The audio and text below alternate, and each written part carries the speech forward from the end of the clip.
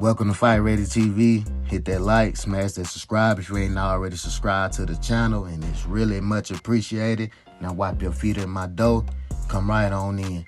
Man, oh man, oh man. The aftermath to Errol Spence Jr. versus Terence Crawford has been crazy. The social media platforms is going crazy. It's been a week out from the fight, and the fight is still buzzing, especially on YouTube.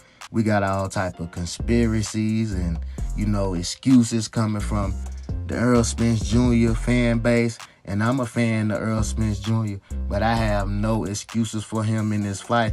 Whether that's the Errol Spence Jr. I'm accustomed to seeing in the ring or not, the man signed the contract. He stepped in the ring. He fought to the end. He didn't go out on his back, knocked out. The man went out on his feet with the ref stopping the fight. And I respect Errol Spence Jr. He went out like a warrior, didn't make no excuses. So I'm not making any excuses for him. Terence Crawford did his thing, did what he was supposed to do in that ring. He was the better man that night. He made history, being the first male boxer to be undisputed in 2 different weight classes. Terence Crawford is etched in history forever when it comes to boxing.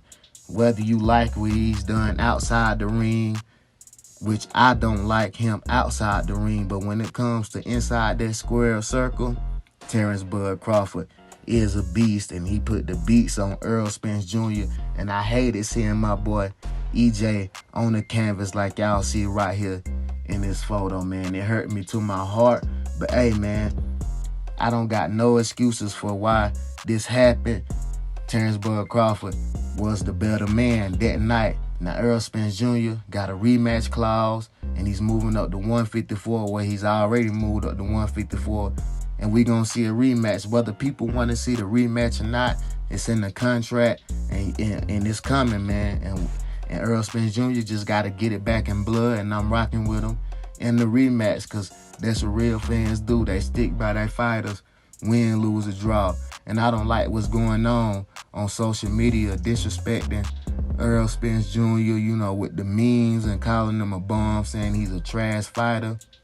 And that's why boxers don't want to risk their O's in this era of boxing because of stuff like this, man. Calling fighters bums after one loss and saying they should retire. Stephen A. Smith, if you retire after one loss, you should have never got into boxing from the beginning, in my opinion. So, man, people seem to forget that Errol Spence Jr. carried the welterweight division, unified the welterweight division, did all the heavy lifting, put it on his back.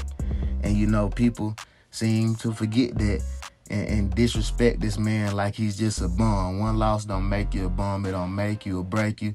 Hopefully Errol Spence Jr. come back better from this. And with the conspiracies of, the residual nerve damage, and he's never going to be the same after the car accident. The man has fought twice after the car accident against Danny Garcia and Ugas. The man looked good in that fight, and he lose one time to Terence Crawford. Now the man is damaged goods.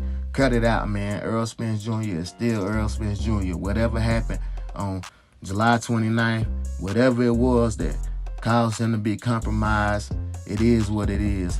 I'm not finna blame it on no type of brain damage or nothing like that. That's disrespectful for Errol Spence Jr. or to Errol Spence Jr. And BDA, they ought to be ashamed of themselves for putting that mess out on YouTube. And whoever Dr. 805 is, man, he's not been confirmed or anything like that, and he just speaking nonsense. If you ask me, you can't diagnose a man through the screen. You got to run all type of tests and everything on that man in order to really know what's going on with him. So I don't take any of that in consideration. And I feel like that's just straight foolery. Errol Spence lost, that's it. And that's all, no excuses. Get it back in blood. And people who is doing these excuses and saying this about Errol Spence Jr. is taken away from what Terence Crawford did in the ring that night. And that's put the beats on Errol Spence Jr. Whether you like it or not, I'm a Errol Spence Jr. fan, and I don't like it at all. I don't like that. I'm ready to drop a dime on Terence Crawford. But hey, get it back in blood at 154. Just let this fight go. So people got to let this fight go. It's a lot more boxing to look forward to, and we still stuck on this fight. I understand it was a big fight, you know, the biggest fight of the last decade or even more, but we got to let this go, man. It was just one fight. Errol Spence lost, Terence Crawford won. Give Terence Crawford all his props, you know, tell Errol Spence Jr. to move on and get it back in blood like I'm doing now. See, I'm a fan of Errol Spence Jr., but I'm not a fanatic. See, these fanatics is going crazy, leaving a man voice messages talking about, oh, I felt like a family member died. It hurt me, but I didn't feel like no family member died. Now, that's kind of crazy. Now, moving forward, people just gotta let this fight go, man, and see what happens at 154. I'm a true believer in Errol Spence, and I think he would do a lot better at 154, whether he was compromised from the weight drain. If that's true, at 154, we should see a whole lot better Errol Spence Jr., whether he win or not. I'm not saying he can beat Terence Crawford, but I feel like it will be a lot better fight at 154. Terence Crawford might watch him again, and we know Errol Spence Jr. just ain't nowhere near on Terence Crawford level. But if it's a closer fight, or Errol Spence Jr. win, then all these Errol Spence Jr. fans will know that something really was wrong with Errol Spence Jr. that night. And we know deep down inside that wasn't the Errol Spence Jr. that we're accustomed to seeing. But whether we liked it or not, the man got in the ring and Terence Crawford beat the brakes off of him. We just got to accept it. And, you know, stop putting out all these, you know, these excuse videos tarnishing Terence Crawford. And I even seen people accusing Terence Crawford of cheating, loaded gloves, and PEDs. Listen, Terence Crawford has never been popped for any PEDs, none of that nonsense. We can't put that on that man's jacket. Terence Crawford did what he was supposed to do that night. He looked good in the ring. He looked the best he ever did in his career. And Errol Spence Jr. looked the worst he ever did in his career.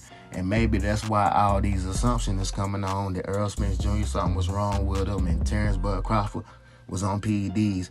Nah, he wasn't on PEDs. Maybe he just came prepared and looked at Errol Spence Jr. as a monster and did everything he was supposed to do to win this fight. That's it, and that's all, man.